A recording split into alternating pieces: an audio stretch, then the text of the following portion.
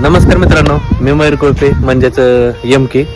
तर बरेच विद्यार्थी म्हणतात की सर प्रोटीन चांगले असते का, किंवा त्यांना कोण कोण सांगतं की प्रोटीन असं असतं शरीराला, त्याने असं होतं तसं होतं, किडन्या खराब होतात, हे होतं ते होतं. तर तसं काही नसतं. हे ज्या गोष्टी सांगतात तुम्हाला, त्यांना त्याला कसल्याही प्रकारचं नॉलेज नसतं. म्हणून तुम्हाला सांगतात की प्रोटीन ह्या लेवलचं आहे, चांगलं नाही, तुम्हाला याच्यातनं काही फायदा होत नाही, तुम्ही घरचंच खावा, हीच खावा तीच खावा.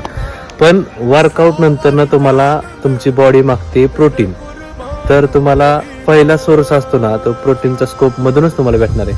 त्यामुळे भरतीच्या काळात तुम्ही प्रोटीनच्या गरज आहे, प्रोटीन तुम्ही जास्त प्रमाणामध्ये घ्या.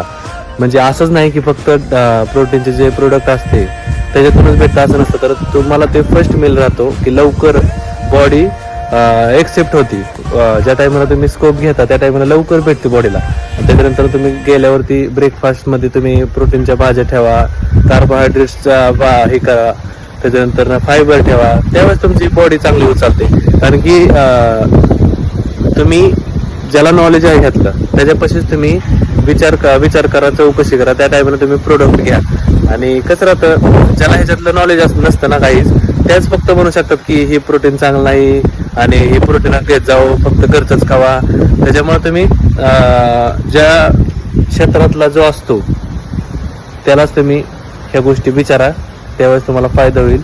आता फक्त चटणी आणि भाकरी होऊन जर भरती व्हायचं असतं तर सगळी झाली असती. त्यामुळे या भरतीमध्ये इग्नोर करू नका, जास्त प्रमाणात तुम्ही प्रोटीनच्या भाज्या खावा. आणि कसं राहतं मित्रांनो, इंजुरी जर तुम्हाला वाचवायचं असेल, इंजुरीपासून जर तुम्हाला वाचायचं असेल तर तुम्हाला जास्त प्रमाणामध्ये तुमच्या बॉडीला जपायला लागेल. आणि बॉडीला जर जपलं तर लवकर बॉडी सुद्धा उचलते. त्यामुळं मनापासून करा. धन्यवाद.